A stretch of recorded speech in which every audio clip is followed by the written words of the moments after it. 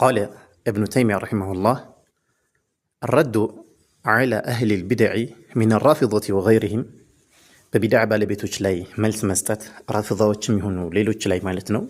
ኢን ለም ዩቅሰድ ፊህ በያኑ ልሐቅ ወሁደ ልኸልቅ ወረሕመትህም ወልኢሕሳን ኢለይህም።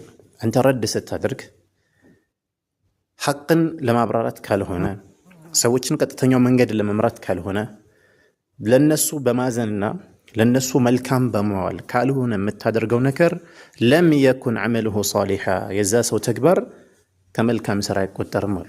ከመልካም ስራ አይቆጠርም። ረድ ማድረግህ ብቻ አይደለም፣ ንያህ ራሱ ምንድን ነው? ስለዚህ የመጀመሪያው ምንድን ነው የሚያስፈልገው? ሐቅን ግልጽ ለማድረግ ለሰዎች ቀጥተኛው መንገድ ለመምራት በእነሱ ላይ ያለ ህዝነትና ለነሱ የምትውለው መልካም ነገር ሊሆን ይገባል ማለት ነው። ካልሆነ ግን እንደ መልካም ስራ ተቀባይነት የለውም።